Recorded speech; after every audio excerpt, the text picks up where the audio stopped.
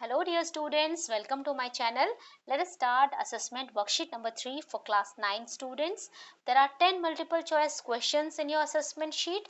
Okay, so each question carries 1 mark. जो 10 marks का आपका total question है, बस इसमें दो पार्ट हैं आपके. ठीक है, एक पार्ट में आपके मल्टीपल चॉइस क्वेश्चन है और सेकंड पार्ट में आपके दो क्वेश्चन है अलग तरह के, जिसमें से आपको स्टेटमेंट दिया हुआ है और उसका रीजन दिया हुआ है, तो हम उसको उस तरह से सॉल्व करेंगे. ठीक है, सबसे पहले हम पढ़ते हैं question number 1. Which one of the following will result in formation of a mixture. ठीक है, तो हम जब इन चीजों को मिलाएंगे तो ये मिक्सचर बनेगा. वो कौन सी चीज है? ठीक है, पहला, crushing of a marble tile into small particles. जब हम मार्बल को ही क्रश करेंगे तो वो कोई मिक्सचर नहीं बनाएगा, वो तो सेम मार्बल ही है, right. Breaking the ice into small pieces, again ice है, अगेन उसमें कोई मिक्सचर नहीं बन रहा है. Adding water in water, water में आप वाटर मिलाओगे, H2O में H2O मिलाओगे, तो उसमें भी कोई मिक्सचर नहीं बन रहा है. लेकिन अगर आप एडिंग मिल्क इन वाटर, ठीक है, मिल्क में प्रोटीन, फैट्स, विटामिन, बहुत सारी चीजें होती है, उसमें अगर आप वाटर मिलाओगे तो वो बन जाएगा आपका मिक्सचर. ओके, तो इसका आंसर हो जाएगा आंसर डी. क्वेश्चन नंबर 2 है, which one of the following will make the path of a light visible on passing through it. ठीक है, तो हम लोग पहले ये वाली एक्सरसाइज कर चुके हैं, जिसमें बताया गया था आपको कोलाइडल सोल्यूशन होता है जो, उसमें क्या होता है, लाइट का जो पाथ होता है वो विजिबल होता है. ओके, तो हमारा ये आंसर हो जाएगा कोलाइड सोल्यूशन. नंबर 3 है, which one of the following is an example of a homogeneous substance. Homogeneous substance का कौन सा एग्जाम्पल है, राइट, जो बिल्कुल अच्छे से घुल जाते हैं, ठीक है, अच्छे से मिक्स हो जाते हैं एक दूसरे से, तो वो क्या चीज है? तो वो है, उसका आंसर है आपका कॉपर सल्फेट सोल्यूशन. ओके, क्योंकि मडी वाटर, देखो अगर आप मडी वाटर होगा उसको आप कुछ टाइम तक उसको एक जगह पर स्टिल रख दोगे तो क्या हो जाएगा, मिट्टी नीचे जम जाएगी, है ना. बटर मिल्क में क्या होगा, बटर ऊपर आ जाएगी, तैरने लग जाएगी. ऐसे ही ग्रेनाइट है, ठीक है. तो जो कॉपर सल्फेट सोल्यूशन है वो है होमोजीनियस सब्सटेंस. क्वेश्चन नंबर 4 है, आइडेंटिफाई द इनकरेक्ट स्टेटमेंट. आपको इनकरेक्ट स्टेटमेंट को आइडेंटिफाई करना है. तो सबसे पहला क्वेश्चन देखते हैं.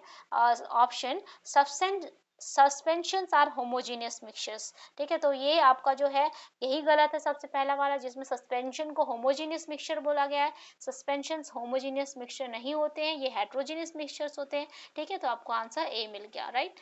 क्वेश्चन नंबर 5 चलते हैं. Which property of the metal is used for making bells, strings of musical instruments like sitar and violin. Sitar और वायलिन के जो स्ट्रिंग्स बनाए जाते हैं, म्यूजिकल इंस्ट्रूमेंट्स के जो बनाए जाते हैं स्ट्रिंग्स, उसमें क्या प्रॉपर्टी होती है मेटल्स की. ठीक है, तो वो मेलाइबिलिटी, डक्टिलिटी और कंडक्टिविटी, ये सारी चीजें हम पढ़ चुके हैं. मेलाइबिलिटी क्या होती है, जिसको ज्यादा से ज्यादा फैलाया जाए तो वो टूटते नहीं, लेकिन मेटल्स में क्या होता है, वो टूट जाते हैं. ठीक है, तो ऐसी डक्टिलिटी और कंडक्टिविटी है. तो इसका जो प्रॉपर्टी है वो है सोनोरसनेस. ठीक है, तो इसका आंसर आपका आ जाएगा ए, सोनोरसनेस. क्वेश्चन नंबर 6 है, which of one of the following upon shaking with water will not form a true solution. ठीक है, जब उसको वाटर के साथ शेक किया जाएगा, मिलाया जाएगा, तो वो ट्रू सोल्यूशन नहीं बनाएगा. ऐसा कौन सा है? कॉमन सॉल्ट, आपने मिला के देखा होगा, वाटर में आराम से आसानी से घुल जाता है. शुगर भी पूरा घुल जाता है. ठीक है, ग्लूकोज भी वाटर में घुल जाता है. लेकिन अगर सैंड को आप घोलोगे वाटर में तो नहीं घुलेगा, तो ये ट्रू सोल्यूशन नहीं है. ठीक है, आपसे क्वेश्चन पूछा है कि will not form a true solution, तो यहाँ पर आ जाएगा sand.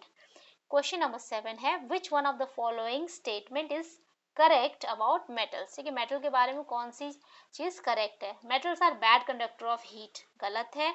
Metal are brittle in nature, ठीक है, ये भी क्या है, गलत है. They usually exit in gaseous form, ये भी गलत है. मेटल्स तो गैस नहीं बन सकते हैं, मेटल एग्जिट नहीं करते हैं गैसियस फॉर्म में. ठीक है, so they can be drawn into thin wires. ठीक है, मेटल्स को हम थिन वायर्स में ड्रॉ कर सकते हैं, उनको ज़्यादा से ज़्यादा खींच सकते हैं, थिन वायर्स में चेंज कर सकते हैं. तो ये है आपका answer number C. Okay, 8th question है, blood and sea water are. ठीक है, ब्लड एंड सी वाटर क्या है? ये दोनों ही मिक्सचर है, तो हम यहाँ पर डाल देंगे बोथ मिक्सचर्स, राइट. जब दो से ज्यादा चीजें मिलकर बनाई, जब दो से ज्यादा चीज मिलाई जाती है तो उसको क्या बोलते हैं, मिक्सचर बोलते हैं. फॉर क्वेश्चन नंबर 9 to 10, अब 9 to 10 क्वेश्चन में दो स्टेटमेंट्स दिए हुए हैं आपको. ठीक है, असर्शन दिया हुआ ए और लेबल आर जो है वो दिया हुआ है उसका रीजन. तो आपको चूज करना ऑप्शन ए. अगर जो दोनों ही सही है, ए और आर दोनों सही हैं। अगर आपको बी ऑप्शन सेलेक्ट करना है, अगर A both A and R are true but R is not a correct explanation of the assertion, ठीक है। सी आप सिलेक्ट करोगे when A is true R is false, और डी सिलेक्ट करोगे जब A is false but R is true, right. तो question number 9 है आपका, a solution of table salt in the gas in the glass of water is heterogeneous, ठीक है। ये तो गलत है, homogeneous होता है, वो अच्छे से मिक्स हो जाता है। a solution having same composition throughout the is homogeneous, ठीक है, ये बिल्कुल सही है, लेकिन ये इसका रीजन गलत है, तो हमारा ऑप्शन आ जाएगा यहाँ पे डी। क्वेश्चन नंबर 10 है, true solution do not exhibits Tyndall effect, ठीक है। ट्रू सोल्यूशन कब क्या करते हैं, टाइंडल इफेक्ट नहीं बना देते हैं, तो ये आपका सही है।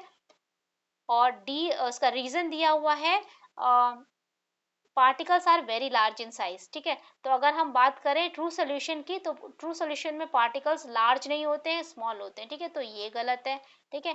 आपको टाइडल इफेक्ट आपको पता होगा, जब हम उसको उसके जो पार्टिकल्स हैं उसको जब देख सकते हैं सोल्यूशन में, that is called tidal effect, ठीक है। तो उसमें ट्रू सोल्यूशन में तो नहीं होता ऐसा, तो ये है बिल्कुल करेक्ट, और इसका रीजन है गलत, तो हमारा ऑप्शन आ जाएगा सी।